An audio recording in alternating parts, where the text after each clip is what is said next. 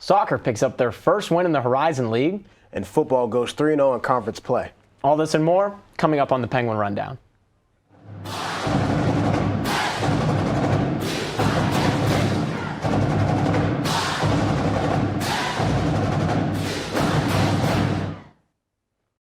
What's going on, Penguin Nation? I'm John Schiraldi alongside my friend Lincoln Williams. Link, how you doing today, my friend? I'm all right, man. You know, it's been a nice, long, good week. You know, much better after that football win, I assume. I was just trying to get there. It's been crazy, man. I slept good that night. Really good. After they almost give you a heart attack, but busy weekend here at YSU. We know football hosted UNI. Always busy. Swimming hosted Oakland, and soccer picks up their first win in the Horizon League. It's just dubs everywhere, man. Dubs all over the board. Let's take a closer look at what soccer was up to this past weekend. As I mentioned, Coach Boateng and company in action this past Saturday against Valparaiso. They would finally snap an 8-game losing streak against the Crusaders, picking up the 1-0 win thanks in large part to Marissa Martin. Found the back of the net in the 79th minute. This was Martin's 5th goal of the season. She now has scored 4 of the last 5 Penguin goals. And after Saturday, the junior is now both 2nd on the team and 10th in the Horizon League in goals scored. Big day for Katie Montgomery as well. The senior tallied her 2nd shutout of the year in what would be YSU's first Horizon League win of the season.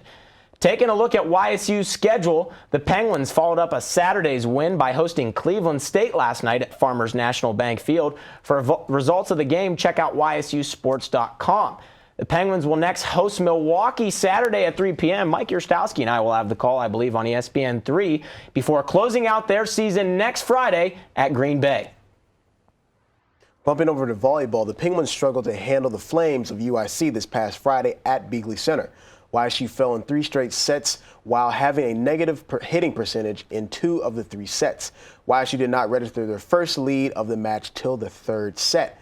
Loy Van Beek did lead the way with 11 kills, with Sarah Varcola collecting 4 blocks. The Penguins now sit at 7-15 overall and will travel to Milwaukee and Green Bay this weekend. Visit YSUsports.com for times and results. Now, homecoming is just around the corner. Yes, one of the most exciting times on the campus of Youngstown State University. Kicks off next Monday with a pumpkin carving contest in the Chestnut Room. But that's just the first of many exciting events the student government has in store for you all next week. Corey McCray is joined by Executive Vice President of the Student Government, Gabriella Gessler, to tell you all about what's coming up for Homecoming 2016. Corey? We feature a student organization on the show every week, and this week, Gabriella Gessler joins us to talk about student government and their upcoming events. Gabby, thank you for joining us today. Now tell me, what's the purpose of student government?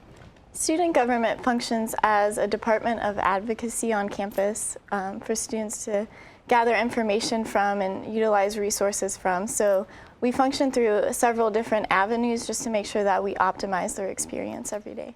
Okay. And as an executive vice president, what are your responsibilities?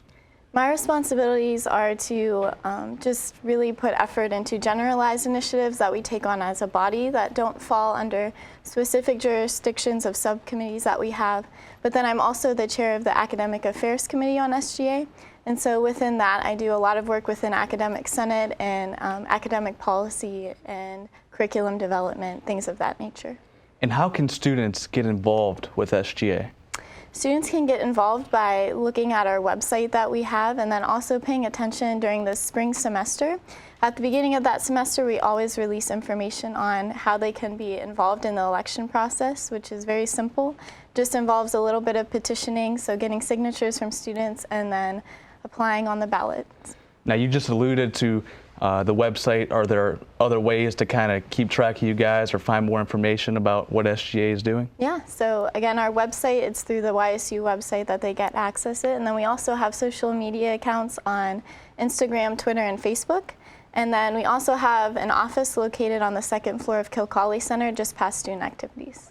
Now, I understand that you guys play an instrumental part in homecoming. Can you kind of take us through that process? Sure. So we have a vice president of student life, and he deals with all of our student experience events and programming on campus. And so he largely plays a role in spearheading all those initiatives throughout the week. But largely his role consisted of organizing some sponsorship within Fall Fire Fest on that Thursday, as well as developing a tailgate for students to go to with MBR food, music, and other events like that. Now, aside from homecoming, are there any upcoming events that people should know about or be a part of? Other events, we don't have any necessarily going on through SGA, but we're always working consistently on different initiatives, focusing largely on affordability this year with our student food pantry, textbook affordability information, and then as well as just getting involved in applying for some grant work to improve our recycling and other sustainability efforts. Fantastic. For more information about student government, visit sga.ysu.edu. Gabriela, again, thank you for joining us here. Back to you, Link.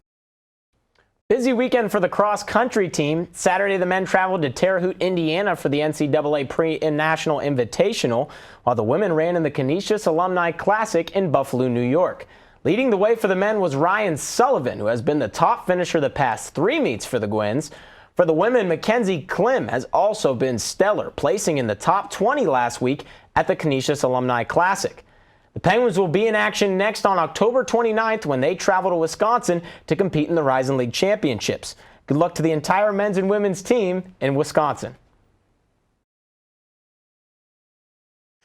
Well, and this time has come. The women's bowling team completed in their inaugural tournament this past weekend at the Bud Whitman Memorial. YSU posted a 7-3 record, beating the likes of 19th ranked Delphi and Copen State. Leading the way was Rachel Darrow. The freshman posted a 991 in 5 games and had an average of 198.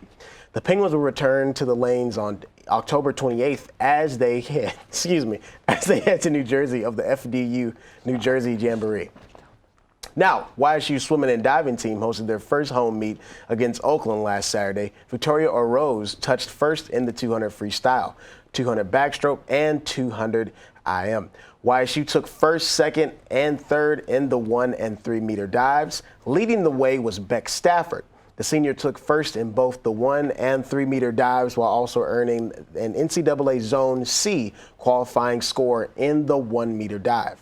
Despite a late push by the Gwins, Oakland was able to hold and for the 162 to 131 win. Beck, Victoria, and the entire swim and dive team will be back in action this Saturday at Ohio University. Over 13,000 fans packed the Ice Castle this past Saturday to watch the 11th ranked Penguins take on the 21st ranked UNI Panthers.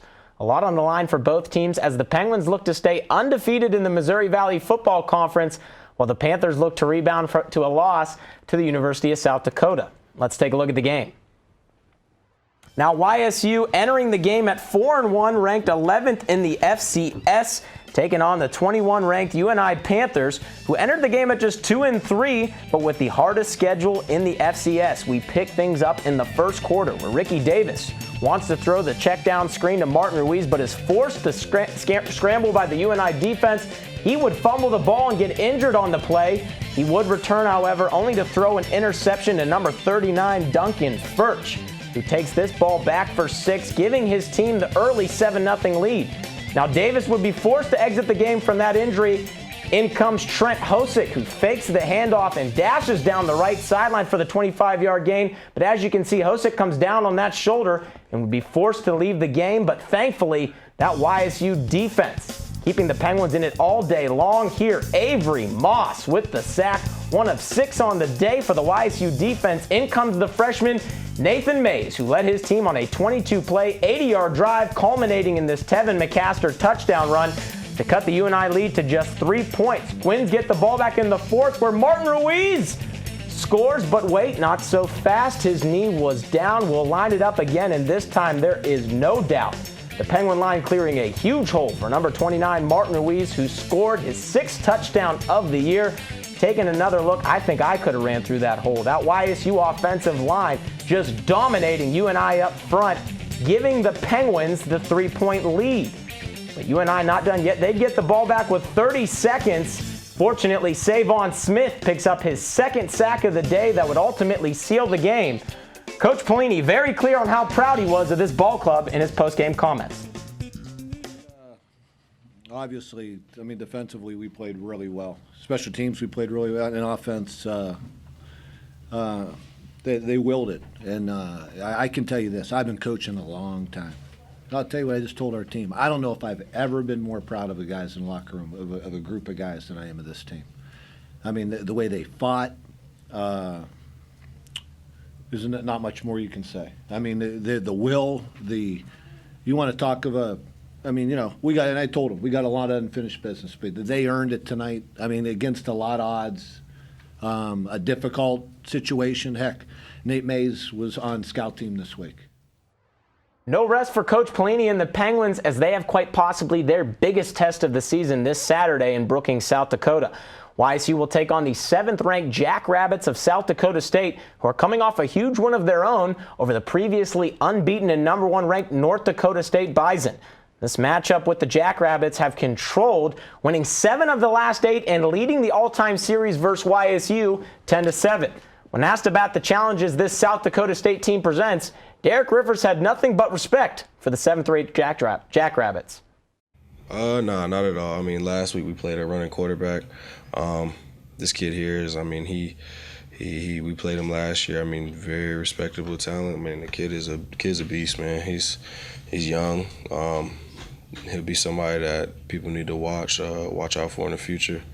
But we got to attack him just like we attacked Aaron Bailey last week and like quarterbacks from before. I mean, this whole season we've played running quarterbacks. The kid from West Virginia was a runner.